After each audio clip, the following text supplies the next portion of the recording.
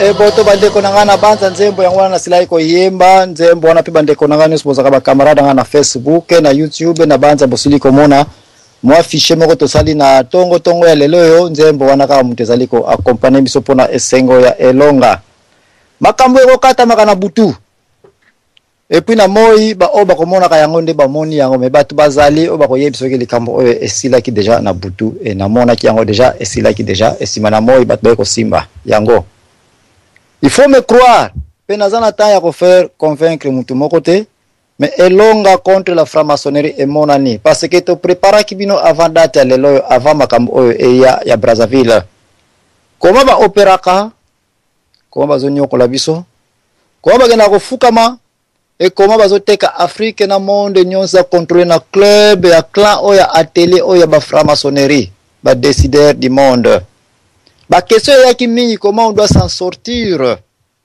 Mes réponses et croyez que vous allez nous tester sinon que réponse kaka on a kopesa bino oyo papa Etienne Tshisekedi asali. Est-ce que muntu akoti kozala membre ya franc-maçonnerie pe abimi? Est-ce que muntu akoti kozala membre ya franc-maçonnerie bongo ba franc-maçon ba PC ordre et puis a refusé?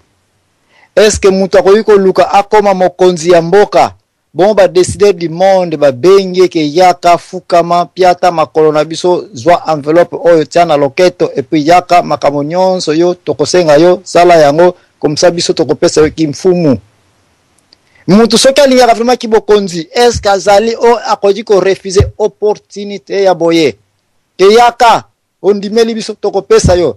C'est ce qui se passe partout au monde en cette date. Fukamela biso ba franc-maçon ba décideur du monde tokopesa yo nyonso yango nde Satan asenga kinkolo Yesu yaka epa na ngai fukamela ngai montagne ona kopesa yo yango mokili nyonso oyo tala ya kitoko n'est-ce pas na kopesa yo yango. C'est tout ce qui se passe avec nos présidents, avec nos ministres, avec nos députés, avec nos parlementaires, avec nos gouverneurs, partout dans toutes les couches politico-administratives. Yaka fukamela ekeko oyo yaka ndima ba condition na biso tokosengo ile mate ba pesa biso tokosenga yo Kivu pesa biso pourvu que to garder yo na kiti wana pourvu que to pesa yo yango bapa na biso Etienne Tshisekedi autant de fois ba pesie possibilité oyo na Brazzaville yaka bino bat bazako boza ko kosama po bazali ona yoka kibino dialogue oui bakene dialogue mundela ino salo dialogue mundela ino tala bonheur na yo. Un président à tout autour ba opportuniste ka ba kabiliste ba kende ko tala bino boya ko simba place ba ba uzula $13,000 par mois sans ko travailler bo aux assir bo kende ko vana bata boy parce que ba ko pesa bino boyo kana po bango ba perdre po ete mboka etambola ba ko yesu juste c'est la minorité qui dirige et cette minorité titan ya na kata minorité olingini de babiloko boye. Félicitations encore une fois. Nakomona été papa Etienne Tshisekedi nous le savions que kokene na Brazzaville pas que nous dit ba condition ou soit par hypocrisie comme ba mesana par tricage comme ba mesana ba kosa yo ke ndima oyo zo condition oyo et puis biso to pesio dende ngwana Congo Afrique nyonso eza ko panzanaka likolo ya batu o balingi kimfumu et puis tango ke na kimfumu ngo ba pesa yo ba condition ABCD o respecter. me hypocrisie munene zaina yo muto zako yoka ngai muto yaka awa koloba toujours que papa Tshisekedi papa Nabiso mbuta Nabiso. Mais qu'est-ce que tu fais pour na critiquer papa Etienne Tshisekedi pour que ne ko na mitambu te? Parce que likosi nanga eza face na yo. Ngana ko jamais komona eloko eza na mukongo nanga soki ngana soki yo za komona yango te. Donc tozakana pa kundungu opposé. Nga fona mona yo moninga ndena komona erreur eza ekati na yo. On ne peut jamais dire que tolingaka papa Etienne Tshisekedi na tango toza komona bambeba ezali na tango tozali komona programme ezali et puis toza ko dénoncer yango te sinon que ki fanatisme kaka. Les fanatiques bato bazana ko salaka fanatisme tout autour de papa Etienne Tshisekedi. Bino batu bozali ko boma Congo. Bolingo ya lokuta. Mais batu to finga maka to zali to yebi pourquoi to finga maka. Mais avant la kota na émission na poko lelo le dernier message que j'ai à toi Congolais. Tiens on a mutu ete papa Tshisekedi na pesa ka carton rouge 5 minutes après 24 novembre 2011. Kia ko bima na match oyo akomona place ko sukela te il sortira d'ici. Et abima. Match asika e bandi. Match oyo papa Tshisekedi na pesi bino ja en avance que a gagné yango. Parce que biloko le yaka na butu. Nata moko Angelo moko ayaka pona ko annoncer le message. Match oyo ba Tshisekedi na ba kabiliste ba beti na ba framaso ba beti match yango esili. Trône ya Sassou Nguesso ezana échec face à Congo. Et kotika laka jamais sous kotia ma colonel na Congo ya ko tenter ko sala négociation moko ya sorte nyonso iko zala. Et Kabila soki force na ye, Kengo soki force na ye, Minako soki force na ezaki Brazzaville, ezaki loge na bangwana, ezaki met na bangwana aza ko DJ Afrique centrale Denis Sassou Nguesso. Message na epanda bango c'est très clair que biloko na bango e kontina mai.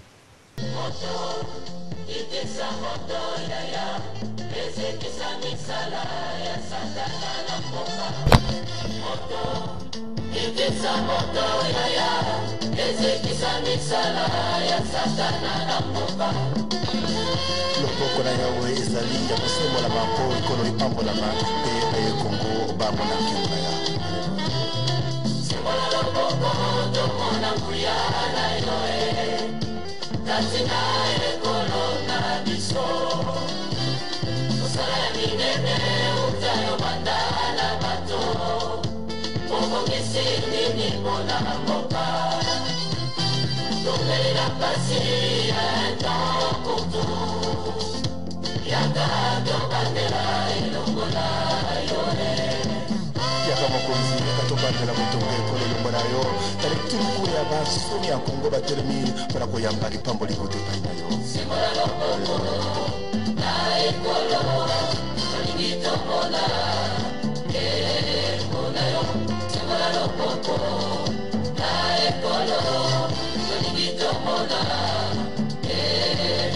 sembola loboko tomona nguya tobebisa misala ya satana na mboka makila Yesu mapetola ekolo mabebisa misala ya satana na mboka sembola loboko tomona nguya tobebisa misala ya satana na mboka makila Yesu mapetola ekolo mabebisa misala ya satana na mboka moto ikisa moto yaya ezikisa misala ya satana na mboka moto ikisa moto yaya ezikisa misala ya satana na mboka sembola loboko tomona elonga na yo komona Yesu toyembi elonga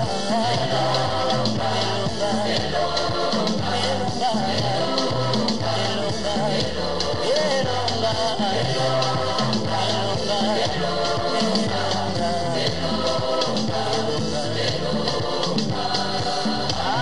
moto moto na yo kisa moto kisa misala ya satana kona belia na Kongo kisa moto na yo kisa misala ya satana na mboka yawe tomona loboko na yo ya bo keseni na komona Yesu elonga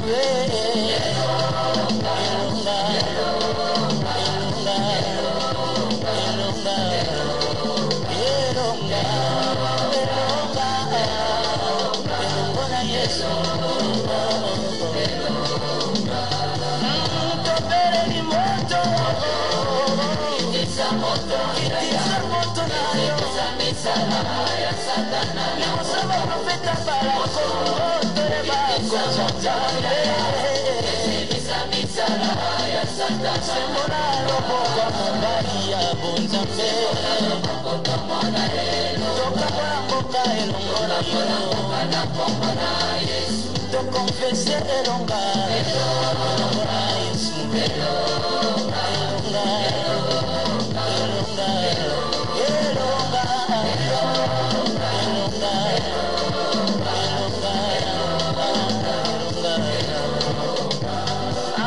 kitisa moto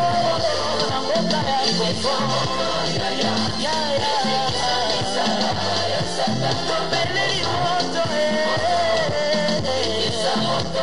ya Kongo topeleli moto longoka mobali esala bokosani totambola mboka elongo na Yesu elonga eza elonga toyembi elonga na Yesu force na bango esili parce que leur maître a donné de l'ordre et ordre ils a refusé ordre ils a exécuté te siko bango bako service asungo suna ordre nini siko à partir à Congo échec total dialogue de quoi dialogue esili donc voilà dans chaque match mutu akopesa carton rouge mutu akodesidaka mutu fabima abimaki mais dans chaque match mutu azongisaka ba jouer na terrain eza nkolo équipe arbitraire te soki peuple congolais bondimi kozongisa ya chichi na terrain o eza saison mususu eza match mususu carton rouge eza suko primé pona yete carton rouge moko eza pona saison moko saison ya sikabino to banya ba congolais dialogue intercongolais na observa kibino lobby pe na pesa ki message na za cause la susu nana kozwa carton rouge pour le moment carton rouge mutazu yango Kabila na pesa yango na ya chichi na longola flag wana te na pesa yango na siko na pesa na Kabila ekolongwa te Kabila Minaku Kengwa Dondo leur échec est déjà sur leur porte donc vous surveillez abatia lelo dimanche le 19 août na lobaka biloko oyo bomona esimba pe ezwaka place sauf ce qui beaucoup challenge ngai carton rouge et na l'actuelle configuration de Kabila na yé moko sa Denis Sassou Nguesso azupe carton rouge parce que il ne saura pas diriger sa loge avec des orgueillers oyo bako yokela epete akotika la ko diriger pe loge na yete ndenga zo kanisa yete bako pesa ye Afrique centrale pour a conduire projet Illuminati qui yango to linko lobela awa donc awa na banza to close to kangi première page ali boso yo muto ko lobaka yete zambona linga papa chin sécurité mon message est clair na mona ka mutu te na mona ka ba action na mona ka papa na ngaite na mona ka mutu bokote même nkamba baki maïs zo landanga je condamne tout le monde je connais les 26 je connais les 3 égale à 1 je connais les activités en Kamba, je condamne tout le monde sans exception. Na mona ka mwana te, na mona ka mwasi te, na mona ka yaya te, na mona ka kike se soit te tango ekomili ka metali peuple comme ekoye ya Nzambe na bimisaka oyo nyonso esprit epesa ka ngai. Je ne dis pas que je suis un prophète, je ne dis pas que naza soki nani, mais je reconnais avoir vécu à côté de grandes figures spirituelles du Congo. Donc je garde ma décision selon formation na nazwa et ça restera comme ça. Donc carton rouge banda lelo ekei na Kabila ekei na Kengwa Dondo ekei na Obe Minaku donc awa na banza na yebite d'ici quelques 2 minutes papa mayamba soza supre selanga sunzembo nga ya esengo oyo na yembi semaine nyonso oyo obande ko Kongo to yembi semaine nyonso oyo pe to zo continuer ko kena oyo te elonga ezali donc papa mayamba soko zali prêt à n'importe quel moment zong slep so pour la deuxième fois nzembo na biso elonga oyo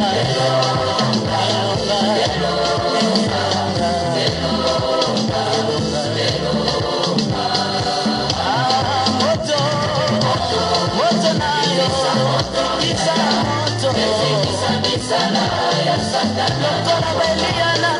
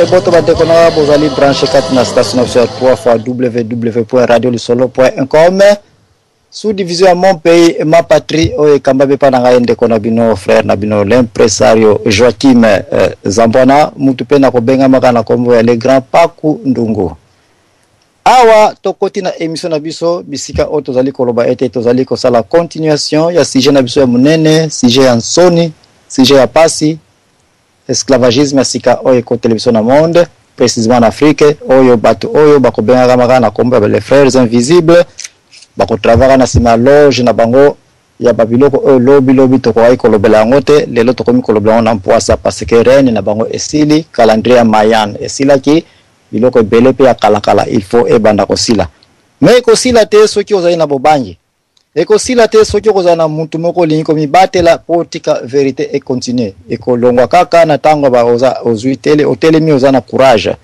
ekosila pe na tango oyo tosili kopesa preuve oyo toko ekolobela te na ba jour oyo ete muntu eske soki azali na misala ya franc-maçon akoki vraiment ko bima question munene tozali na semaine passée nyonso na solution to lukaki na se reservaki joker na ngai passé na zalaki pe na réponse moko te sino ke molimo oyo ko kambaka biso e permetaki penza te na ko ya na pesa ba solution pourquoi parce que zalaki rôle na ngai te ya ko pesa solution mais miraculeusement nzambe asali biso grâce na ye pona ko démontrer ete oui réponse ezali muntu akoyi ko uta na misala ya franc-maçonnerie pe atiki yango simplement akene kotanga mokanda ezai 1:18 place ezali koloba ete masumu na même ezali rouge lokola kramazi soki olingi kovanda na ngai nzambe tovanda to solola yaka sala confession yaka tika banzela na yo wana nyonso kala ya mabe et puis masumu na okokoma pembe lokola mbula ya pembe 1:18 ya mokanda ezai biloko ezali facilement démontrable na bato ebele o baoyi koloba na bino ete autaka na misala ya butu me atika yango biloko oyo bakomena saka bandeko o bakendaka na misala oyo ya franc-maçonnerie ete osi okati ndaye osi osini jana makila na yo quel que soit le cas okobima lisusu te sino que jour okobima tokoboma yo oui bazali baboma bango oui bazali pe babima na bango baboma bango te c'est question ya koyeba te kala ngangu kala technique na masolo o bozali kokumba ensemble komona sona ba rayon wana te ça c'est la première des choses bima na misala oyo ozalaki na contrat na yango na kosigner ndaye ya bamakila oyo wana nde bakoluka yo pe lisusu te parce que tiki bango pe libre ba continuer misala na ndenge na bango mais yo soko lobete ngana zaka PDG to na zaka juge oyo batie au place wana po ete bango so basali bambeba na bango baye bakoti carte na bango po longwa na neutralité po défendre bango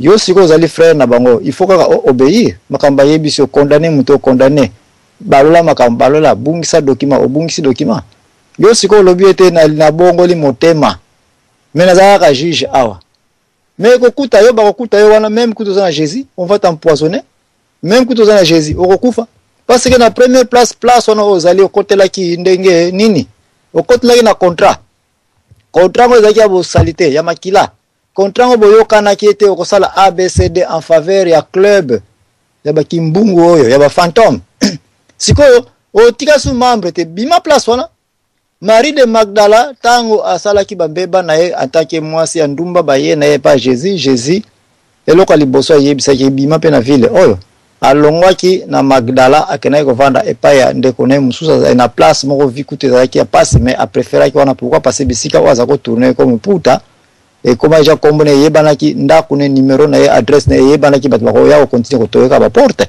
c'est pourquoi quitter awa bima na ville oyo donc des choses pareilles oui muntu azana misala franc-maçonnerie lelo tuzako kena ba conclusion ya makamnyo tokanga ki protocole bilango suna ba joueur zako yate donc de kokota soko participer ki rata yi ko pesa conclusion antenne zako fongwana bat oyo bako bimaka na misala oyo immédiatement il faut ba céder ba kende su banzela moko na ba complot na ba bato oyo te mais tozana ndeko téléphone à côté biso awa lelo na kokabola masolo ya trona bato ba kokota ndeko telefone na peso eboto na yo avant biso to continuer na makambo ya Illuminati oto kolobela lelo ndeko telefone eboto na yo. Asi bonsoir papa za mwana ezanga odompambu abengi po na émission na nzela ngaki na ebasije ko to bana mpoke mais na kotigela autant ce qui ko rappelinga ce qui ko déranger bande côté c'est bon so déranger bande ko bo continuer mission bo kanisa ke na téléphone comme ça na pesa intervention nga ndeya to sala na radio solo. Merci. Merci. Première intervention peut-être raté yango na utaye ko féliciter papa Change Sekedi na ndenge yake na Brazzaville te et que ezali victoire contre la franc-maçonnerie parce que franc-maçonnerie baza ba décideur du monde titango za ko luka pouvoir bango ba ko décider ka bantu ba pesaka siko yo olingo ko na poste netka papa Sekedi ndenge to yebele e makambo za ilaka ba bengi akende bayoka na peut-être ba ko pese opportunité ya boy ko kende a challenge ba ati ba na échec ngai na benyango ete via sika e bandi match sika e bandi papa Tshisekedi alongi bango biso pe ba congolais to longi parce que to za représenter na opposition na sima na ye na pese félicitations est-ce que yo pe ozana félicitations oyo ko pesa na limité bon papa za mwana normalement yo ko pesa pas Tshisekedi félicitations parce que yo ali muto telemela gaye sans tricage parce que na ita bino ba congolais mingi bano bazi courage baye bango ke to respecter ba papa bali na expérience la politique ya ba congolais politique na bia ba congolais parce que na biloko ebele leka na ta politique ezali ya biloko kati ya si mais boyo kakate atani nini ikamuke papa Tshisekedi alobaka ikamuke a déjà te kati na ita bino kamba lezo comment peut la félicitation non moi je peux na lobi ki na ko kanga munoko no te ko pesa félicitation te ba za mwana mais na kolinga mutu mtaza na position na ye parce que dia de na Yesu na nzambe batikala kozala ba position na bango dia ba ebi no koto na gonya tate nzambe ba ebi wana kuna na okangi na tango tel to vanda avenir ko pesa biso raison na bana bino bomu na makambo ko lekana ila sai ko ngolo bati ila te prete beaucoup link ya ngomba mona ba flamation na rien à voir et on se le ba ke Yesu ozonga na meni radio o ba ki non c'est quoi qui a trahi sur la Congolais. On dit confusion parce que nous na confusion. Je pense que ngai na li na vision ya papa wana. Que na yebi ke nikola ko ndi ma ke ndiko solo na tasu. Ezali bino te mutu boti ndebe bo fekisai. Ayebi risque za na Congo. Ayebi pourquoi zo protéger peuple congolais. Ayebi ko sala neno ko sala ti. Donc pasani so bata inutile na radio tant que la papa na parce que politique ya mamususu pour moi ya makamusu. Les Congolais, il y a un Congolais, il y a un Congolais, il y a féliciter pour attaquer Kaka. À quel moment Nzamba il s'appelle concernant Job, Alors, nous sommes dans l'histoire de Satan Nzambe par rapport à Maramba Job. Félicitations. Nous allons constant et il faut autant la bateau qui se va au coup de Merci beaucoup. Merci. Na place wana question naza na lobby na ba semaine oyo na banza ozaki na radio. Opinion na yo ezaki parmi ya bato oyo bamona kete Papa Tshisekedi Fayake na Brazzaville. Contrairement na oyo ngai déjà na tiaki déjà mutambu na telemina ki yango na lobaki te Papa Etienne Tshisekedi qui est na félicité maloba ndenge lobete ngana za na liste ya bato ko tsaka na kati te parce que to pia takape makolo ya mutu te to zaka pe ba fanatique ya bato te. To telemelaka action nyonso oyo toza komona ete mbuta oyo kokumba biso na erreur. Je suis et j'étais aussi parmi les dernières personnes on a zaï contre Papa Tshisekedi soki ya kotelemela soki ya kokende na Brazzaville. Sikoyo na yo mutu ozali na opinion ke papa na biso aza sage papa na biso ye muta yebaka makambo tika ye kaka boye soki akokende akende na ye na ngai nazalaki strict akoki kokende te ekozala trahison. Est-ce que awa nanga na yo nani yango mutaza vraiment traître ya Papa Etienne Tshisekedi na tango yo oza kozela ye yo zela na tango yo oza kozwa ba décision ke toza na confiance na ye donc ndenge balobaka na ba Congo fleuve ke na ye moko yango wana ke na panti donc yo lingi kolanda un leader aveuglement ke asala makambo sans que yo yaka na ba opinion na ye ozozela kaka ye aya amelisa yo na munoko ke akei akeite donc olingi zambwana za la malanda ngombe na pesio maloba. Merci papa za mwana ngana to ratome géri kwa mbuta na ngao yebi na sepe na question na yo na lobi boy mko to transformer radio lisoli comme radio ya débat au mona to éclaircir ba magamu suto bité na bité na ngana déjà na bisonyo to mpe na obunga côté musu mais to ngima ba débat na répondre boy ngai nazali fidèle ya radio lisolo depuis mutu moko akosama lisolo na kata radio lisolo depuis ce dernier na kubekta ba ficha ba tebele au mona contradiction ko kozala ngata na kozala kati et vaza mwana ficha lobby ou ya bande ko ba saki émission et qui musika te bozo affiché wana ngai na laki yo to parier to tia fiché boyoka intervention na nga na baki même likamo na lo balelo nga c'est rare pour kamana se contredire na bile na mutu mais c'est rare na baki boyo je wana dali je singe to ko la créer grimace te to ko pexer akende te soka ko kende soka ko kende te mo nda ko yebango mais je pense que soka nga kende botika ya kende parce que bina ta bodia kende te a kende te la réponse dans la lobby na les lots différents des arts. Merci. Merci. Là si ça va si on doit plus là si ça va pas plus. Oh la ligne va pas voilà. Papa des bazana, radio solo et un spécialiste, un professionnel. Quand tu as un cas de fichier à intervention au cas. Quand tu as la lobby no go ça na répondre. Donc ça dit que au tikanga papa qui c'est qui nandima na c'est qui dit c'est to retourner na bino. Azwa pouvoir, puis je resterai si c'est que disent. Voilà. Merci Nabanza ndengo lobby bien contradiction exacte entre fichier lobby na fichier lobby lelo. Mais il y a une chose, ngai pe na telemi na yango, c'est clair que tu n'as aucune position. Papa tu sais que à na Brazzaville, totika c'est un singe qui a de l'expérience. Donc c'est là où mais c'est une réponse déjà. Mais oui, oui, na challenge yango. Na challenge yango te. Voilà. C'est là où yeba niveau ya batu. Parce que yo zawana au métier na niveau ya kozela Papa Tshisekedi a décidé. Donc tu ne seras pas aussi un conseiller na pemi na Papa Tshisekedi. Donc pesanga respect que entre ngana yo soto bito que ne solution musala na limité. Tu n'es pas un candidat qui doit être engagé. Et pour que les Zambouana, les Zambouana prise poste de na poste à un conseiller de Papa Tshisekedi. Ngai na yo. Mais moi je suis pas intéressé à vous à la poste à conseiller. Yo ba kosangate, et Papa Zambouana prise kosangate, et malembete pardon, yo kosangate, ba moko yo cité poste à conseiller. Moi, je ne te parle pas comme un conseiller auprès de la présence ici, mais je te parle comme un patriote fanatique. Simple où il y a la vision, il y a comme un fanatique.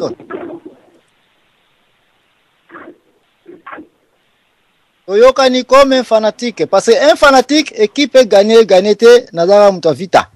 Un fanatique, les équipes même si je pense je suis toujours là, c'est ça le fanatisme. Hein? Alors, mungana lobi na yo boye que na cadre soki position eza ya kofongwana que quelqu'un doit travailler à côté de Papa Etienne Tshisekedi. Le vrai problème l'IDPS azana yango, c'est d'avoir des candidats comme toi Odon. C'est qu'a dit Aristote.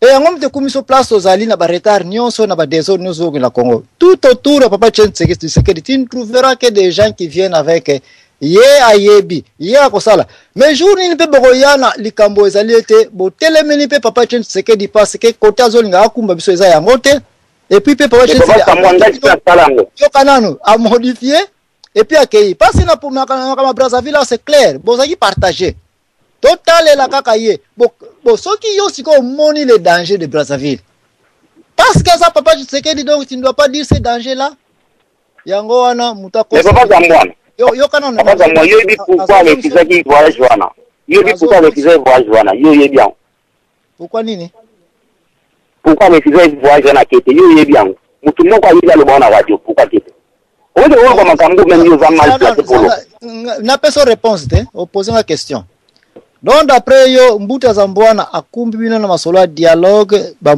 moignons oyo na masolo ya ba franc-maçonnerie. Oye bagite ke mbuta za mwana za ko préparer bino na makamata loge à Brazzaville ko le 18 août. Papa za mwana tika koko sabiso pardon na radio. Tika koko sabiso vie please. Tika mama mwana obeta biso ko ba magiteur. Encore une fois. Quand est-ce que tu telemela makamba ba franc-maçonnerie na radio? Vetiro sekanga please. Veto ke na tika na répondre. Olobi to za ko kosa promesse ate. Prouver ngai que na radio ni solo to telemela makamba franc-maçonnerie pour toutes ces années. Bon, papa za mwana répondre votre bande comme ça. Please. Un abibo ya. Ils sont de formation, de la franc-maçonnerie et il y a kabou yo bekiango. Ko iba ipeti makamwa ke papa c'est que dans invitation moko na kwa sababu tu ko sanga ta radio. Na bende ngwana to ko sa. Merci. Tika ngana si c'est papa za mwana please. Na ko si ça.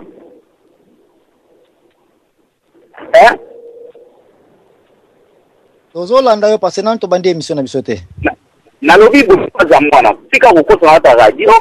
Bon, on va quitter car vous invitation. On beti masolo na ndingo ya kanango, vous développer na boya ti angote. Mais papa ça m'a tout noté le moko boye. Mutu moko ti sikwa yebite secret pourquoi va pas tirer à refuser. Bon munga ki akete. C'est comme une victoire. Papa ti sekedi. Ça va tourner baki contre les bandits au commissaire. Nga na yebi congolais. Lobi boko zonga ko finga. Na yebi bino. Na na professeur de souté. Voilà nga go répondre ngwana. Na pese maloba ya. Merci. Mokle souligné en hasard. Le pona yo, Mbuta Zambwana a préparé batina makamatali ba franc-maçonnerie na ba loge na comment il fonctionnera na rôle ya Sassou Nguesso. C'est un hasard. Merci na retenir en batri ba yoki ok. D'après yo c'est un hasard. Donc mususu lobby ba jour les akoya bino peka bat boko tele mina susu Papa Tshisekedi. Et bien sûr que mutu na vie a kozala toujours na ba mbeba na ba erreur et mutu a kozala toujours na besoin de guidance d'une manière ou d'une autre. Et na place wana mutu soka linga sala likambo o ezaleke eza mabe mutu fazala a opposer yango mutu fazala a expliquer yango mutu fazala a conseiller yango pe. Donc ça je te promets, faut pas prendre mes mots à la légère. Na data leloyo nazoke ni sur base ya action oyo et salemi ya refi ya Papa Etienne Tshisekedi ya kwenda Brazzaville. C'est une victoire que moi je félicite, j'encourage cela. Pe nazako senga ete biloko ya boye et continue comme on a tout autour de Papa Etienne Tshisekedi a encaissé ba point moko na vie na enano a encaissé yango te parce que ba makambo oyo ndengo lobi c'était nazar yo kanano na olobi o pesinga baloba te parce que lobi eza azar bien sûr que oui na moyo za bongo mtatutika libako akoyi wana kufi ebembe atutanenga libako epi akufi mais soki ba lakisa na butu mozindo nini bitumba nini na bundaki et puis a échouaki okoya komona ete libako wana ezalaki conclusion ya bitumba elekaki na butu. Donc je ne peux pas débattre avec toi ba makambo eza un peu trop spirituel parce que yoka kate ba tebele pe baza ko yoka awa ba ko préférer ka ba yoka na ba kama moi ke ya butu mais nazo yebisa yo wana yo ko di mamba tira yo ke na tilen vie wana ko mamutu ngana na moi botange ngamba sana yo ko mimi ba na butu ntakupa na tongo albazi yo mamba solo ya liwa wana. Et là, on a mis Frida à l'été. Je vois un 4. Vas-y, voilà.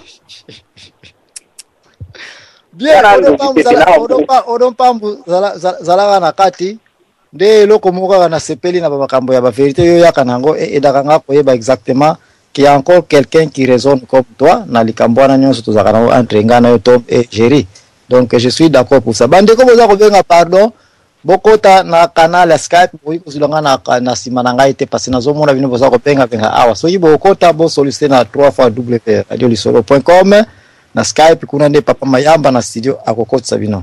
Donc félicitations na ngai ezali clair odon olinga yango te na pesa yango pe yote na pesa yango pe pa fanatique ya papa du sécurité mais na pesa yango congolais nyonso o aza ko s'attendre et to bima na singa ya accord de pendaison oyo ba framaso ba kena ko lata et puis ba lata subiso nyonso ba na Congo ba na Afrique ba noir nyonso na monde biloko boye il faut tanango esila era nango esila era nango comme ko sila voilà pour wanga na féliciter mbuta Tshisekedi moko na biso akiti na lilita akei kolonga po yena wana mo isikoyo. Donc c'est comme ça où yanga ezali ta ko soma loba so ko zana likama ko contredire nga bongo contredire ngai mengai na kena émission na o na préparaki oringina o na peso maloba bena kota na émission nga c'est bon que tu es d'accord na Tom et Jerry continue na yo comme ça so ngam na Jerry na oya kaka so ko mdo za Jerry de Tom to oya kaka veto eba ni merci beaucoup ya.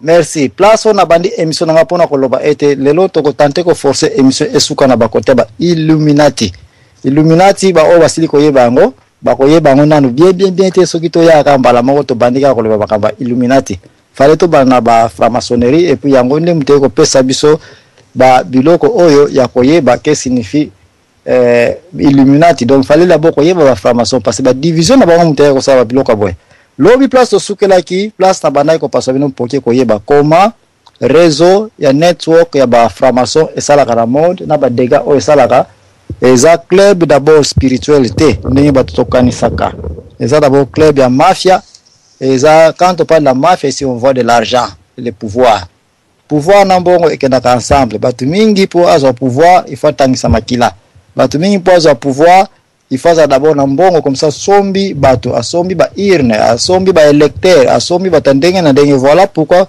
batu balukaka baza na mbongo pour na réseau ya ba utiliser mbongo ba mata na likolo ya ba poste ya ba position ndenge na ndenge ba wiko za nango. Donc kimfumu na monde kimfumu na Congo précisément à tout se limiter na Congo pour que na trop large te eza basé sur l'argent et cet argent là eza basé sur nzela nyonso ko utiliser pour zoyango. Et comme on a été Fonds monétaire international place sukela ki lobby na so pesa bino récapitulation baza ba premier escroc ya ba mafia na monde parce que baza on mbongo te mais ba créer système moko boye ya ba individu kaka oyo ba koyi ko zala été une fois qu'ils sont bien organisés ya ko senga bato bayaka ko za ba crédit bayaka ko za ba nyongo de bato na ba ko za promotion na mboka na bango ba ko développer mboka na bango. Donc na pembeni ya Fonds monétaire international ba ko créer banque mondiale et puis banque mondiale on na loba yango lobby bango baza ba broker baza ba commissionnaire eza ntia ba compagnie ba assurance qui n'existe même pas au Congo car Sonas ya moyibi yebi loko boko ya ko yeba pete Sonas ezape empire ya ba franc-maçon na Congo. Donc la grande franc-maçonnerie au Congo toza ko ya et kozana ka biloko boyeba kate INSS na Sonas.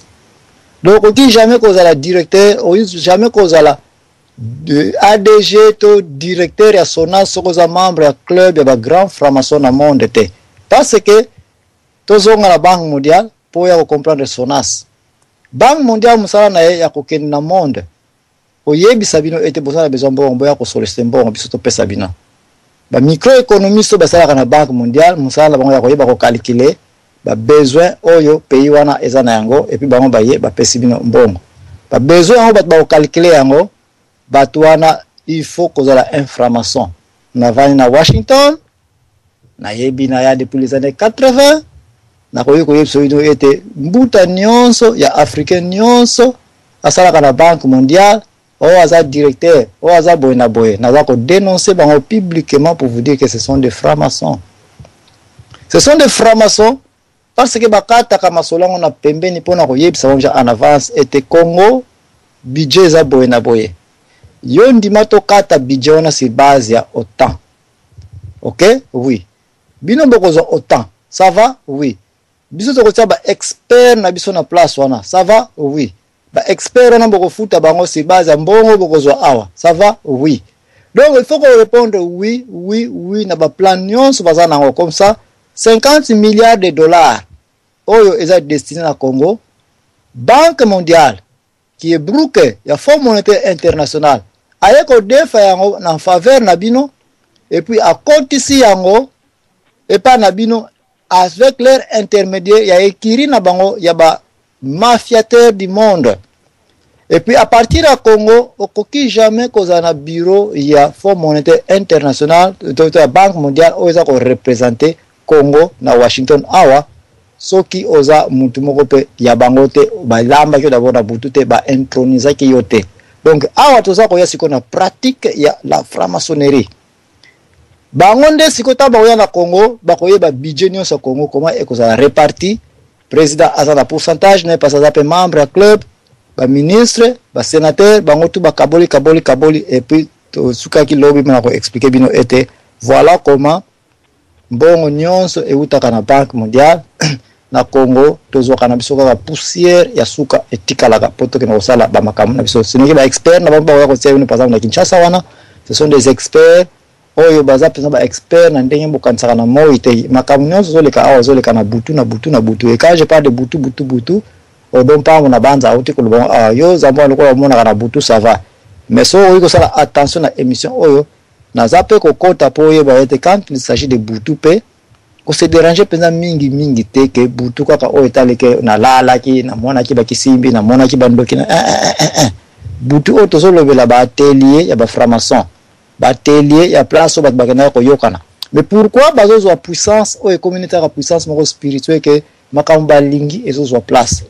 C'est parce que na kumba kibino pour toute cette semaine peut-être 2 semaines ya koyeba ete ba franc-maçon musala na bango ya tango komi part ya club na bango komi un frère invisible au leki d'abord na chambre de décision et puis au côté na intronisation au meli makila bateli mbeli bazlakiso sine ko kata kingo soki batindi kata mutu balakiso pe moko pe ko kata masoki ko obéir te. Donc voilà ce que tozonga na Banque mondiale pour comprendre comment possible que mbongo ya pays la pesi yango na un groupe de décideurs na kata Banque mondiale ba décideurs wana baza ko travailler pour na Congo baza ba congolais te mais bazo ba décision Congo et puis ba décision siko locale ya bino pe batu na bino susu ya kata Congo baza susu bata loge na bango. C'est pour vous dire que batu oyo ba yokani déjà été enveloppe wana ta ko ya salabo yangwana ba franc-maçon signe na bango ezali pe na loketo balata ka enveloppe. Donc ta contribution il y a une certaine contribution enveloppe nsinsa na munene ba pesa ka chaque pays faut contribuer. Donc bon apparemment ezongi nango le susu na Banque mondiale te mais ezongi nango siko na ba poche ba décider ki bato ba kokoma bitoko ya analyser bango comment ba kokoma trop riche étant ba kokoma trop riche comment ba ko travailler pe na ba riche local na bakata ba pays na bino ba riche o bazali ete na kata pays bato bazuko makana mbongo ya kosakana te flat moko dans 3 semaines asilisa ki yango 3-4 building yemo ko muzito azotonga yango. Donc awa naza ko kumba bino po yeba pe babiloko jeko ko azako tsela biso concernant Adolphe Muzito na banza bokoyi ko mona clair déjà comment ces gens deviennent trop riches parce que ils sont part de certains clubs oyo bango bakata la ba pourcentage bango so baza ko pourcentage et puis yo koma na mbongo po biso pito koma na mbongo. Mais pourquoi baza ko wela mbongo bakoma na niveau mbongo makasi na niveau penza ya kimpeve te ndenge bozo kanisa yete franc-maçonnerie signifie so komi wana e komi eloko moko ya komi ko pumbwa bandoki ba ko lia yo le susute o komi bora parce bazali o baluka ba magie po ete bandoki balia bango te po ete basi balingaka ye babiloko ndenge wana awa oyo toza kozwa spécialement ça n'a rien à voir na bandoki balianga ete rien à voir que na koma na basi belé mais awa pona zwa couverture na misala ya salité comme PDG comme ADG ya Sonas. Donc babiloko boye de faut comme membre et puis tant comme membre na butu au katela pourcentage na bato o baza na likolo.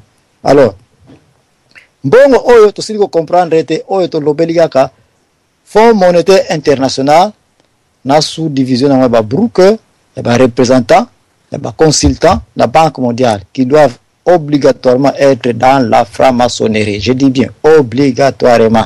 Donc il ne peut pas être ici à Washington place ngana zali au travers la Banque mondiale oza la responsable bongo okotaka na club wana ya butu eza awa na K Street te koto ya Maison Blanche na mukongo ya Maison Blanche place biso tozali makamu biso tozokolobaka awa tozotia pe bavina biso en danger mais on ne peut rien faire pona makile pona mboka tokoyebisa bino ba biloko nyonso oyo. Alors c'est ce qui fait que Congolais soko bani ko comprendre comment biloko fonctionnaka. Il faut normalement au bandape ko bima na confiance ya ba leader politico administratif nyonso tozana bango. Pour biloko ibani na niveau international na continue na kata Congo. Sikotoya na kata Congo po yeba ete projet oyo tango ekitaki na premier ministre monaki yango parce que pour être un premier ministre par exemple na Congo, il faut définitivement aux la mwana ya franc-maçonnerie ya Banque mondiale. Oh muzito, oh matata mpone to yebi bango bayaka na Washington, on peut vous dire bakutana na banani, bagate banani tous ces baza awa, ce sont des bambuta biso tokutana na les années 70, tokena bandako na bango na kotanga bakomba batute, soki na kuna kumba bino tina ba miko ko ba travana ba mitre o ya Virginia na koyebisa bino baza pare ba franc-maçonnerie nyonso tout ceci. Donc awa situation bano comme clair que tokotana na Congo. Quand le premier ministre en connivence na ba travaux ya butu ya ba biloko boye bazwi mpoke oyo biloko boye mwana Congo fongola misu, il faut aye bana ba sénateur ko ba la répartition ya ba programme oyo. Ba programme oyo comment ko la réparti yango pe muteko sala ete ba bandiko kitisa yango par exemple na département ya santé. Bolanda kandenge na zako kitaka. Département ya santé azu budget oyo ya Banque mondiale e yaki. Et sikoyo autant de millions de dollars parce que Congo bana bazobela ba rougeole, bana boye na boye tout ceci donc il faut mbongo mo Banque mondiale la pesi pour na fond ya santé pour na Congo. Ah, mpoke kitoko. Ezaro la premier ministre yeba nana homme dazape ministre santé kuno fa zape mwana ya butu. Parce que mbongo tango ya wana il faut pe ayeba comment bakokatela wana kuna problème ezate to sito yebi. Mais mama ele kambo tozo koma na ba Illuminati. Sikoyo à partir la Banque mondiale ba sous-division ndenge na ndenge ezali ya bango na bango batu oyo ba franc-maçon ba yebi ete mbongo ke na Congo na département ya santé na kati ya États-Unis to na poto to bisikanyos bazali ba les grands décideurs du monde bazana ba soit ex ou bien ba compagnie oyo salaka ba nini ba Lambert ba ya ba kisi ba biloko boy tout ce c'est ali ba Johnson na ba bébé bango nyonso na loge na bango basi ba yebi ja singa information circulaki chèque mobo ekitaki na Afrique na Congo boy na boy il faut sikoyo to wele la yango mais ils ont na compte mina Congo sur 50 milliards peut-être 2 milliards ga mute komi wana yasuka o pe ministre balandeli immédiatement na partir ya baba sikoyo to mo Illuminati na ko pesa bino définition te bino mo bo kotsa yango mais so bo mpoza la président ya kolanda na MP soki sikoyo bayoki ete na Congo mbongo ekitaki wana il faut ba luka raison oyo bakopesa la vaccination. Il faut pas luka raison oyo eko provoquer une certaine maladie. Parce que maladie wana soki za ko régner kuna ba jour wana bango entreprise na bango eko teka kisi kitoko. Ba mbongo soki na ministère nini ya défense. Il faut ba luka kati na bango na club na bango ya mafia oyo ba franc-maçon na monde ba nani ngo bazana masolo ya côté munitions. Ba yoka na ba nani ngo bazana côté ya manduki. Donc, awa déjà des départements na zoyeb sabino comment ils mbongo ya Fonds monétaire international na comment bango mo ba yebi kuta famille ba Congolais bo yeba et puis na comment baza ko se préparer pour ba yaba monter ba cabal ba monter ba G oyo ko sala été produit na bango ba ko récupérer parce que vous avez reçu de l'argent il faut contrat moko ezala signer. Dès c'est comme ça oza comme on a été la première des choses tous on a côté santé ba médecins sans frontières ya pamba ba komi ko kita wana pona bino ce sont des médecins sans frontières.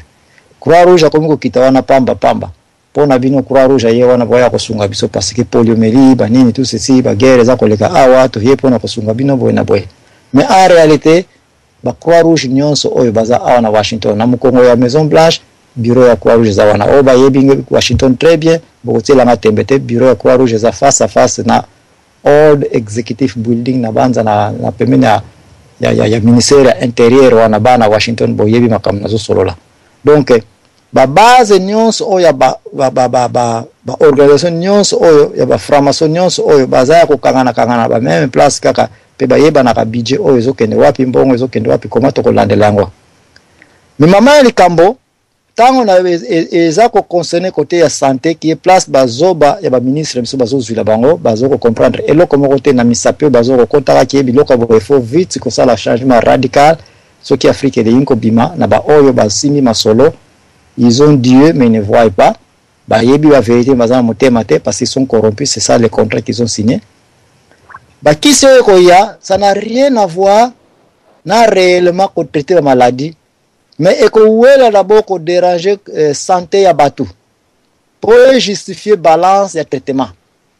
C'est là où le mot Illuminati sikoyo ebandi ko ya obandi ko comprendre que rôle ba Illuminati c'est une deuxième section ya ba franc-maçon bazana tendance ya kozana ba scientiste ya ko travailler ba université ebele ona wiko pesa bino ba kombo ya ko travailler na ba laboratoire médical ya ndenge na ndenge saka ba recherche makasi o ngano to yebite rôle na bango ya kozala ba membre puisqu'ils ont déjà de l'argent et l'argent part ba ko engager ba scientiste o ba isa capable ya ko créer poison ya ko créer maladie et puis maladie yango ba yeko sopa yango ki na ko lakisa bino parmi ba triko ba sala ko ba ya ko sopa maladie na région wana na ba guerre bo yebi déjà kama guerre côté défense to ko le bon peut-être parce que congolais nyonso habité comment ba guerre za organiser franchement azo vivre sur une réalité ya siècle oyote to yebi ba génion c'est qui vous comment elekele pona bato ya Kinshasa ba liaka na bango na sima ya ba donneur ya monde ya ba masasi ya minduki ya ba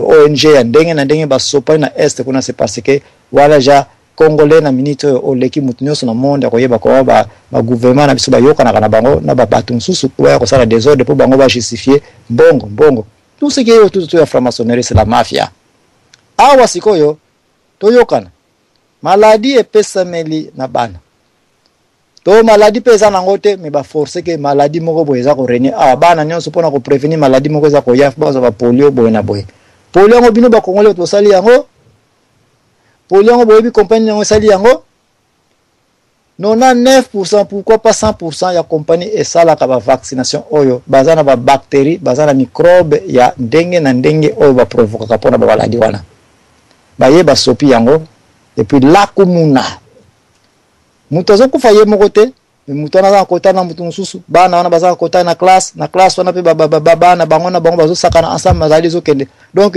okomona ete na région moko na période moko batu bakufi ya trop et puis immédiatement banque mondiale aza ko intervenir pour na ko ya ko sunga mais ko ya ko sunga ngo eza bazui justification ya comment bako sopela mbongo una mais lokola tokoti na koti na place Illuminati na pesa na maloba na bandeko bakoti comme ça nde na banza tokota na place ko yeba si possible na ko pesa bino pe ba direction totale ya banani yango vraiment baza ba Illuminati na date ya lelo na monde et quel rôle baza ko jouer et quel est leur programme pour le monde na dalanta pour na Congo yo pour la kata monde yo pour la kata monde alors na pesa nano eboto epandeko l'enfant noir ou bien ko yela so connaissance ou bien ko yela so challenge naza prena challenge nyonso so ko participer naza d'accord na participation nyonso dans l'entretemps yo pena na yo kito o féliciter papa exchange sekedi na refina yawe na kuta na ba Illuminati na club Kimbungu na Brazzaville eboto na yonde ko l'enfant noir féliciter d'abord papa exchange sekedi. Merci mingo pesa ngai maloba na pesi mbote na ba ebanso mais na on comprendre binoté na féliciter pour la nini Molega kenako kutana kunat Molega zanani mais vous dites des choses comme si vous ne comprenez pas Molega kenaki asali aller-retour à Kei mais ça change quoi Molega kende ya Kei c'est la même chose na ligne ko kota na ba polémique wana te moi je ne félicite que les gens qui apportent des résultats jusqu'à aujourd'hui tout ça c'est des blabla s'il vous plaît bossa la ba félicitations à Bino bossa la ba félicitations à Bino quand ça vous arrange mais pour moi je voulais dire ceci. Pour moi, je voulais dire ceci. Trop, c'est trop. Ça fait 32 ans, 50 ans que ça dure. S'il vous plaît, si vous voulez continuer à espérer, continuez à espérer. Moi, je n'espère pas si ces gens-là, les gens qui ont failli, qui ont fauté depuis toutes ces années, je les laisse. Je ne veux pas rentrer dans ces polémiques. Parce que moi on donne chance à une personne pendant un temps limité, pas un temps illimité. Vous continuez à espérer aux gens, pour moi je trouve qu'ils sont finis. Je suis désolé, parce que pour moi ça n'aboutirait à rien. Tokomi Léon en 2013, 2014 et puis 2016 bientôt dans 2 ans. S'il prenait aujourd'hui, qu'il aille ou qu'il aille pas, ça change quoi? Le temps qu'il aurait dû, ce qu'il aurait dû faire, c'est dans le passé. Il n'a pas fait. Vous pensez qu'aujourd'hui, il va le faire? Moi, je ne suis pas fanatique des choses. Pour moi, les Tshisekedi, les histoires, il faut les mettre à la retraite. Ils ont fait leur temps, bravo. Mais il faut qu'ils aient à la retraite, laisser la place à la jeune génération. Donc, ce n'est pas ça. Akenda Kendete, vous changez Zate. Pour Akenda Kite, changez Te. Ngana Lobaki, avant Tshisekedi, je n'irai pas au dialogue. Il y a il est temps qu'il prenait pour en charge, ça veut dire quoi? C'est que lui, il peut plus nous prendre en charge. C'est comme si vous avez au monde, mais vous avez au monde à terre. Mon cher, quelqu'un qui vous dit, vous avez des enfants qui vous dit, votre papa vous dit, prenez-vous en charge. Et vous revenez encore sur ce même papa qui vous a dit, prenez-vous en charge. Quand aussitôt vous vous prenez en charge, il revient encore. Ça, c'est des histoires. Pour Nangaï, Binobolo Balango. Je voulais plutôt parler de sujet, vous parler des Illuminati, c'est bien beau. Mendeko, Botika Aventure. Vous parlez que ces Illuminati sont forts. D'accord. Mais tout ce que vous dites là, ce sont des choses que vous avez vues sur Internet. Vous pensez que s'ils sont assez forts, avec la force qu'ils ont, la puissance qu'ils ont, ils vous laisseraient voir ça sur Internet. S'ils laissent ça, c'est que vous êtes déjà contrôlé. C'est qu'ils se permettent, ils laissent ce qu'ils veulent que vous regardez. Donc, tant que vous avez parce que ce que vous êtes en train de dire là, ce sont des choses que tout le monde sait qu'à vie sur Internet. Et vous savez qui, les amis? C'est toujours les mêmes. Ils les mettent pour vous désorienter. D'une certaine façon, s'il vous plaît, de maîtriser. Les pays est en feu, les gens ont faim, les enfants sont malades, ils vont pas aux hôpitaux. Nous avons parmi nous des gens qui sont compétents. C'est le moment de dire qu'est-ce qu'on peut faire pour notre pays. Ce n'est pas de raconter des histoires Illuminati. D'accord, mais qu'est-ce que vous allez faire? Ça fait combien de temps? Alors, s'il vous plaît, ils vont construire. Bateau, bazala, ba retraite, faut tirer on a retraite. Bateau, ba bel simboka, faut le ba bel simboka. Parce que l'histoire, vous n'a félicité Tshisekedi Lelo. Mais l'histoire de Tshisekedi et Vital Kamerhe, c'est la même histoire. Tshisekedi a travaillé avec Mobutu, Vital Kamerhe a travaillé avec Joseph Kabila. C'est la même chose. Vital Kamerhe est resté 12 ans après à Longwe. Tshisekedi est resté 20 ans. Mais il y a Tshisekedi, il y a Vital Kamerhe, il y a Mabete. Donc, vous voyez, autant vous l'avez bien, tout ça est cohérent. Donc, discours, nous sommes en train de perdre le temps. Tout ça, on a un vrai débat. Débat, ils ont construit, pas un débat fini. Je peux vous dire que Naloba Kiawake, Tshisekedi ne sera jamais président. Ce n'est pas que je veux qu'il ne soit pas président. Non, on va comprendre. Avec l'allure des choses, on est en train de tâtonner, vous allez féliciter Tshisekedi Kena Brazate. Mais moi, les gars, moi, les gars, mais c'est le porte-parole de qui? Alors, vous allez comprendre tout, vous comprenez tout. Mais je regrette. Vous savez, le discours, le débat, l'analyse, terre à terre. Tu sais que nous félicité pour Kena Brazate. Oh, mais bon, Hollande a Congo, Yambaki comme opposant. Vous l'avez aussi félicité pour Yambaki Hollande. Vous voyez pas que bon ça même le remonté. Hollande royate à Yambi à le que vous êtes opposant. Nien. Et Sili. Vous félicitez qui est? Je l'aurais félicité sur la rejeté qui Hollande. Alors puis Yambi Hollande était à la position là. Mais tantôt vous êtes à gauche, tantôt vous êtes à droite. Vous voyez le bolingité. Alors s'il vous plaît, bon continuez. Moi je suis maintenant le discours de mon président. Oh le binanga que tout diminuer ma solo à Pamba parce que nous sommes en train de voir 2016. 2016, Mututu a sa chance na Tchaliba nae. Ouais, atié. Donc la vision de 2016, le futur président, a sala babisala nae a lobby ke ya o chambo nanje a sali. Azo sala pas au monisa. O azo yiba mazo sala. Ba mususu banda babanda 50 ans de pouvoir ba tonga hôpital te. S'il vous plaît. Ce qui le bakabila ba mi danser parce que ba mususu bazala wana na Congo basala même pas fula. Mais 50 ans d'opposition, 50 ans de pouvoir. Désolé. Désolé. Biso ko la mususu to na soka muke au sali moi ligablo gager 4 personnes. Bon ba o bazala na pouvoir, bazala banani na ta inkomboté. Na lingi bolongola na ba polémique wana ba polémique sans fin. Akende Brazzaville akende te pona nga il est fini. Sa politique ne produit pas. Azo ba pas ça okende te na loba ki na bino boye. Soki Tshisekedi azali mayele. C'était l'année passée, il aurait dû faire sa retraite politique. Lelo balinga obenga comme modérateur. Un homme de la paix. Pour l'intérêt de la nation, il s'est retiré. Quand la nation est à feu, on peut l'appeler. Mais il a persisté. Au lieu que ça produise de fouilles, ça ne produit rien. Les gens continuent à mourir. Les gens meurent inutilement. Sans compter des procès. C'est la force morte dans Mboka. On est en train de jouer avec le peuple. Et bah féliciter. Moi, je l'aurais félicité ceux qui m'ont mis ici. J'aurais félicité ceux qui vont aboutir dans la solution. Il y a les lois, il y a accord à Matungulu. Je l'aurais félicité ceux qui pousser procès, il y a Chebe, il y a ainsi de suite. Et boutir. Je l'aurais félicité ceux qui abotoli, Kabila pouvoir. Mais à quel les Brazzaville qui n'était, à quel n'a qu'à décider. Là, on appelle ça qui est billet. C'était le pouvoir, non? Vous voyez bien monter. Alors, arrêtez des histoires, ça c'est des bêtises. Bon, limbi sindeko, ceux qui n'ont blessé Batumususu, je suis en colère parce que dans un moment, on a besoin de faire débat, ils ont matina. Les femmes sont violées. Je n'ai jamais entendu le président élu parler que les femmes sont violées, déposer plainte contre le pouvoir. Il peut le faire. Il peut porter plainte, déposer plainte à la TPI contre le pouvoir. Il y a un État qui gouverne, qui ne sait pas protéger sa population. Et l'opposé, il fait quoi? Kakazo et l'impérium, d'accord. Mais les gens qui meurent, qu'est-ce que vous faites? Faites le mémorandum, parlez. À la foi, vieux de ce qu'on entend. Quand on n'entend rien, il n'y a pas la foi. Un président moribond, je m'excuse, qui ne parle pas. Vous prenez le discours, lutte comme il y a Balouba, il y a Banini, Balobi.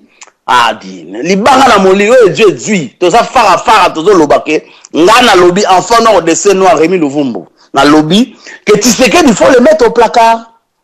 Il faut prendre la jeune génération, la génération montante. Donc, vous allez voir Sassou Nguesso. Sassou Nguesso lui-même, c'est un dictateur. C'est la même chose. L'IDP, c'est la dictature. PPRD, c'est la dictature. Hein? Bon, Vanda, depuis l'indépendance, quel héritage vous nous donnez? Bon, ce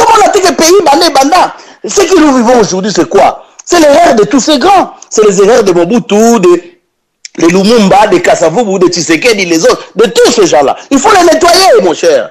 Il ne faut pas avoir peur, il faut les nettoyer. Le temps est venu, la jeune génération doit prendre les relèves. Yemora Loba qui pourrait voir ça. Moi, je me prends en charge. Hein? Je ne suis pas quelqu'un, je vais courir derrière un papa. J'ai 45 ans, monsieur. Hein? J'ai des enfants qui m'appellent papa.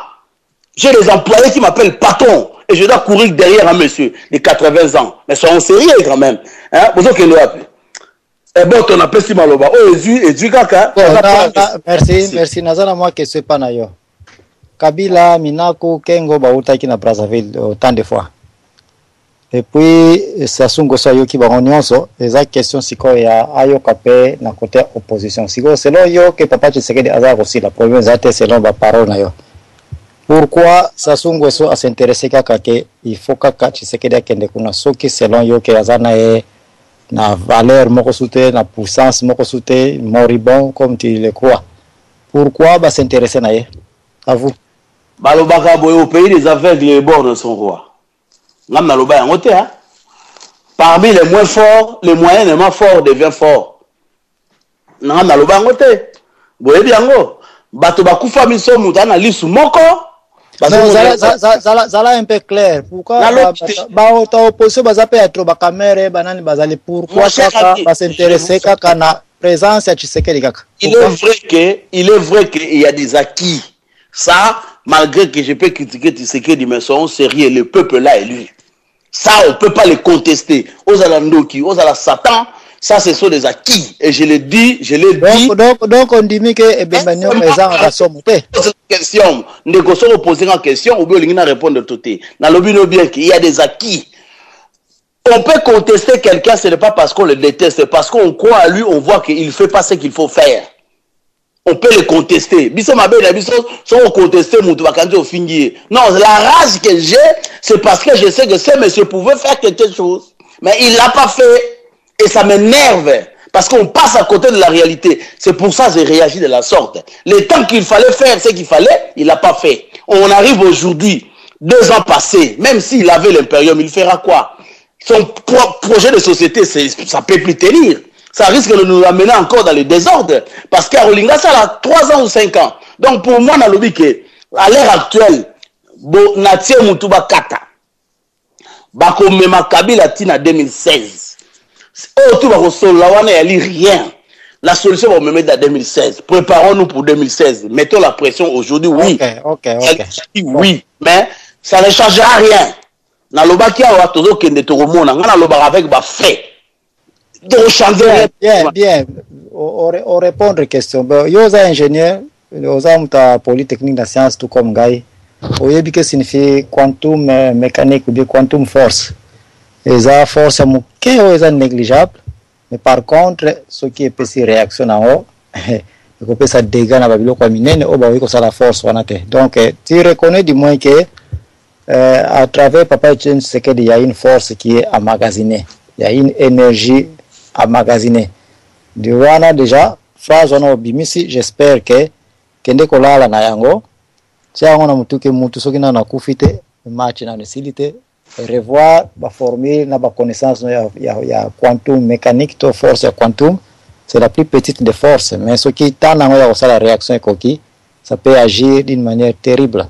Donc na banza to yokani ba opinion na yo na wiko challenge yangote, mais yebaka été vie, il faut que na sur base ya le passé c'est vrai pour la référence, mais le présent pour te va penir ne ligne ko ya. Donc ceux qui battu na Brazzaville ba moni était présent ça tu sais que des allées clés. Mon frère, qu'on ça les RT. Ils savent de quoi il s'agit. Concernant la lobité qui présence des athlètes. La lobité qui présence des nécessités. Je l'avais dit, nous avions dit avant, ils doivent discuter avec les deux parties antagonistes. C'est quoi qu'il a été? Mais la lobby à l'heure actuelle, parce que regardez le temps, nous sommes à mi-mandat, 2 ans et demi passés. Le temps qu'il fallait amorcer les négociations, pousser ces gens-là. Aujourd'hui, on est presque, mon cher, Naïbi Subota et Langaya, bon, on sans raison. Tout ce que Barosala, ils vont affaiblir le pouvoir, mais pour pas me mettre en 2016. Ce qui va l'ongoli Kabila, Boyebi Singaï. Boyebi Singaï, on a fait le moutou dans Bokati. Ce qui va l'ongoli Kabila, à moins que ça la coup de tabac pour moi, oui. Que va l'ongoli Kabila, l'élo, pour ça la machine. Toi, la temps, toi, émission, c'est pour ça. Mais question à Souka Ganazanango. D'après yo, copia Kabila que Tshisekedi aza na Brazzaville, esimbité et foiré. Olobini. Quelle est leur deuxième position maintenant? Je te réponds que personne n'a les infos à l'heure actuelle. Personne ne sait pourquoi Tshisekedi n'est pas allé au Congo Brazzaville. Non, question est Zakunate, Non, la question est celle-ci. Papa Tshisekedi n'est plus parti à Brazzaville comme prévu. Quel est le deuxième plan maintenant? Quel est le plan B des kabilistes? Mais moi, je ne suis pas kabiliste. Pourquoi vous voulez que je réponde aux kabilistes? Moi, je suis analyste na côté papa. Analyste na ça. Analyste na côté ba kabiliste. Ba contact na arrivage à Tshisekedi pour pas influencer yé na ba décision na bango. Ça n'a pas marché. Quel est le plan B en tant qu'analyste si koyo nanga musu kuna? Je te réponds, pour Nangai, il aurait dit aller au Congo Brazzaville. Parce qu'il a déjà été aux élections, ça ne sert plus à rien, c'est fini. Il est en train de s'embrouiller lui-même. Tantôt il va pas. Ça c'est l'orientation et l'humanité. Il faut discuter avec son ennemi. Tu discutes pas pour... Merci. Mais comment ça n'a été bango pe? Papa, tu sais que les Azuine impérium, Azuine peut pouvoir en côté. Pourquoi Bazo Lukaye? Alors, parce que tous ces gens-là prennent le pays en otage. Bon, tous les gens qui ont un téléphone, on a un téléphone, comme ça, on a répondre concernant Illuminati, la franc-maçonnerie, on a répondre. Dès qu'on a un téléphone, on a merci Mimi pour la parole, papa. Bon, on a pu s'imboter avant de revenir sur la conférence, puis dans l'émission. Papa, vraiment, on a habité, biso Congolais, vraiment, mangai koyoka kaka voano ya pamba. Ceux qui n'ont lobby n'ameka ko imaginer muke ou bien na pesa âge na yo ndenge na zo yo kokaka na kokiko meka mais okomona suna ko raté 3 ou 4 ans mais nazoyoka vwano déjà nazoyoka koza papa koza pe na bakoko biso bakongolais mpena donc nga nazomona makambo oyo ya papa Tshisekedi donc je ne suis pas contre papa Tshisekedi bandeko balandanga bien mais nga nakomi komona oyo ekomi adoration d'autre part mpe kokoma sous péché parce que Dieu azali très jaloux tout d'abord donc oyo biso bakongolais tokomi kosala ekomi donc nayebi te donc peut-être mpe malédiction mosusu yango oyo tozomema mpona mboka yango mpo moni tozokoka na biso te biso bamikolo boye tozo na bana papa na nga ata mosusu mpe kozala pele bakoko nayebi te soki première defino aza na age nini po tozomona bana ya 19 bazobota mpe bana 18 bazobota na bapoto wana mboka minene papa donc biso mpena ndenge toza kaka boye vraiment ti lelo ka papa Tshisekedi totikali kaka na 2 ans awa 2016 mais totika hypocrisie te toyede ka Kabila tosolo na bandeko wana comme ça totambusa mboka ensemble oyo eza kaka donc tozolala kaka bapongi vraiment papa nanga ntango nazoyoka nanu voi na yo nazomona déjà yo moko nanu oza nanu papa mais ti lelo ka papa Tshisekedi ole tosala bemission moko toluka soulèvement totelema toluka possibilité moko ya kolibere mboka wana ou bien toluka basolution mosusu ti lelo kaka papa Tshisekedi mais oyo ekomi badoration be nini tomenga na koréfléchir bien ko ou bien tosolola na bandeko wana baza na mboka tosolola na bango mpe toyede bango place bango berere ezali biso lokola toza mayele bango comme ça tofaire marché pays ensemble oleka à chaque fois kaka papa Tshisekedi batata lokola biso boye vraiment mawa trop nazongisima loba.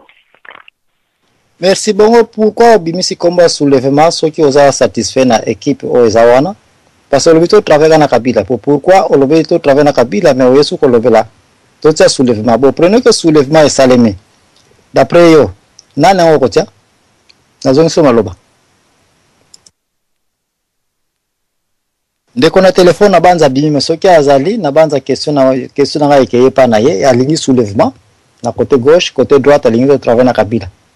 Problème est na côté Kabila. Côté soulèvement, ce qui est salémi, au côté nani. Alors, ce que vous avez zoa maloba, mais ce que vous avez te soko bimi, question na yoki yango tango ya, bongo o mekampe ko répondre biso, na cadre soulèvement ce ko remplacer nani. Alors, tozonga na place à l'enfant noir o ya côté ya ba biloko lobby ya ba franc-maçonnerie wana oza na difficulté vraiment ya ko comprendre que musala nyonso za ko sala ya ko yebisa bino ete mbongo nyonso za local nangu tolobeli production biso moko ete parce que tozaka nango pete mais en attendant ya ba crédit kaka oyo ekendaka kokota na Congo ya ba banque mondiale tolobeli yango comment eza ko yela biso ba complication paquet poto na ba nyongo mais ba Illuminati oyo section oyo Congo la yebi yango te tolobela kaka Congo za na nyongo na banque mondiale Afrique za na nyongo na banque mondiale. Mais journée ni biso africain to koyeba ete bambongo wana pe to kenda kozwa na banque mondiale batu ba manager yango bankolo ya ba compagnie eke ba compagnie yango bankolo nango ce sont des Illuminati et ba Illuminati qui est si jeune monsieur leloyo bango nde baza ko utiliser ba contrat wana po ba empoisonner biso po ba bebisa biso kota kisi na lobeli yango boyoki koma bien etournaka bako créer maladie to bako provoquer maladie moko za ko ya mais ezana ngo pe ko ya te po basala ba vaccin na bango po bateka yango parce que vaccin kutaka cher na bapoto awa tuna ba tunso na poto na bina en France ba Europe bo vanité na États-Unis ya de ces vaccins so za na assurance o ko so yango te mais pas na biso ba vaccin wana za totalement gratuit. Comment vaccin qui est gratuit na tango eza procédure moko difficile pour ko créer vaccin. C'est clair que ba vaccin oyo eza pena ba vaccin te mais ça déjà ba maladie au baza ko ya ko pesa biso potokufa. Et pourquoi potokufa? Nde mama ya likambo yango na touché déjà point. Raison il faut tokufa parce que ba Illuminati ndengo lobi ke tozota wana internet ndengo zo ke bango baza ko tsaba biloko oyo. Oui, parce que ba Illuminati bango moko pe baliana ka entre bango na bango. Et ça ba concurrence ke ndenge ni ozui contrat na Congo. Olingo zo sous contrat siko sous na Gabon. Olingo sous contrat sous Angola. Bako lukana. C'est comme ça on a ba lukani wana soka raté contrat a teti moninga na ye. Batu baboma Sankara équipe na ikaka. ba président batu babomaka bango batu ka bazaka na kati Mzee Kabila batu babomaka ye na kati ya bureau na ye kaka ba Illuminati bazaka na camarade te ennemi numéro 1 ya Illuminati moninga na kaka susu nani Illuminati. Donc je te félicite l'enfant noir pour koloba te makambo zo kotanga eza na internet. Bien sûr que oui. Parce que tous as na na librairie et même si on na librairie il y a de ces documentaires et il y a comme livre te. Librairie ba sala on peut dire ba livre mais ba documentation penza te. Ba documentaire ba essai et ça ba ekwa ba koma kaneti ya ndengo zo kokanisa te. Soko za na domaine scientifique ye oza wana na kata domaine o l'enfant noir bien. Ba ingénieur ba scientiste to koma ka penza ba livre te. Mais to koma ba essai. Et ba essai o ne kuto mimi na ba université kaka. Mais mikolo ekomi na internet na Amazon ou no kuta ba essai ya ndenge na ndenge za. Donc un intellectuel d'aujourd'hui il doit tourner tout autour de l'internet. Grave encore. Vidéo signifie que mona po yo moko po koma livre na yo.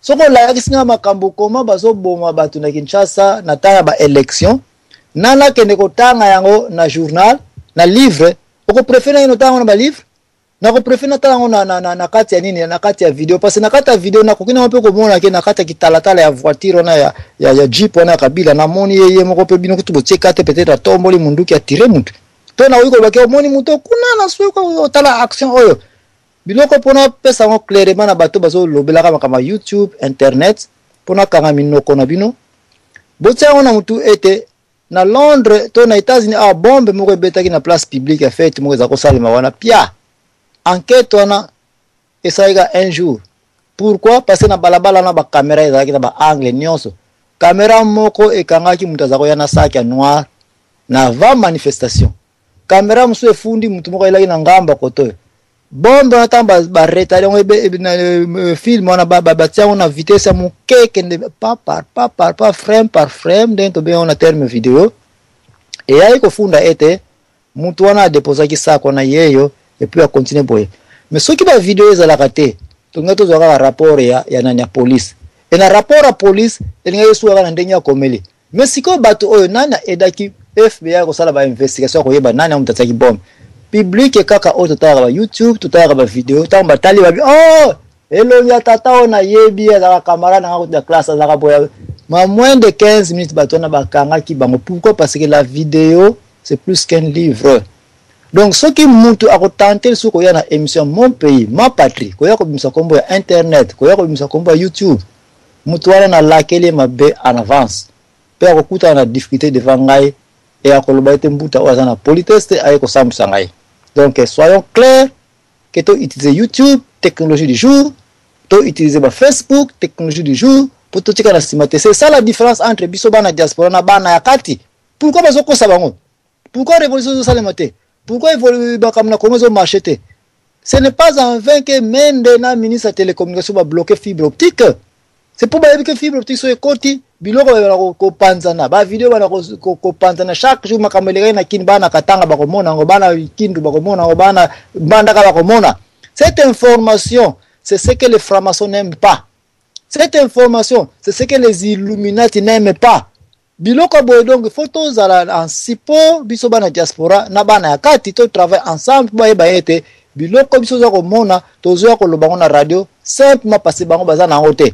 Je n'ai pas besoin yo enfant noir oyo kapina makamonga nazo koloba concernant comment ba Illuminati bazo lobela parce que yo za na poto soko za na États-Unis ndio ko yeba ete okena McDonald's wana osombi nini otilanga soso hamburger ngombe eza ngombe te otelinga tembe tikana somba musuna ngombe na tana libanda tia McDonald's tana libanda et puis tozela 3 jours tokene kotala yoka solo ya musunu sombaki et poli yoka McDonald's eza ndengo tikela ki yango wana parce que ce sont des plastiques biloko bana ba créer ba Illuminati mais grave encore ba Illuminati pour Afrique kaka te même bango na bango awa première condition na data lelo yo pour comme un Illuminati il faut que la millionnaire 2 il faut que boma nombre à bâtiment ko boye pour atteindre ne fût que pour comme 20 millions de dollars pour qualifier il faut que présenter sur liste à batu Obama. Na lingi pesa ko kota na ba polémique te sino za polémique te mena ko inviter yo mtu ngaka internet kene ko beta liste des membres des Illuminati. Okomona était tous les millionnaires américains, je dis bien. tous les millionnaires américains sans exception, y compris les pasteurs, il y a église très connus, ou dans la classe des millionnaires, ce sont des Illuminati. Nani baboma, opération ni participa, et ça clair na place wana. Mais Afrique, tout ça qu'on y a information OET, tout ça là bas pour la dernière minute. Intention ba Illuminati c'est éliminer le bâton mingi na monde pour bâtir la ramuke, bâton banane en haut, bâton bongo. Bato ba s'organiser mais pour bande ko belé ba koti a fona pe manano avant na ya ko yebisa biso ba kam belé concernant ba Illuminati pour na mati degré supérieur siko tozolo ba suba formation te mais tozolo ba formation tant ba komi na mbongo ba bongo naka ba komi ba Illuminati. Donc conclusion à information c'est de devenir un Illuminati. Tozala ndeko téléphone na 33 ko télévision après yende to ko pena to ko ndeko Jean Bilolo na banza yaza na Skype. Avant téléphone tout ça c'est un téléphone avant na ya pas ndeko Jean Bilolo de quoi téléphone 33 to pese maloba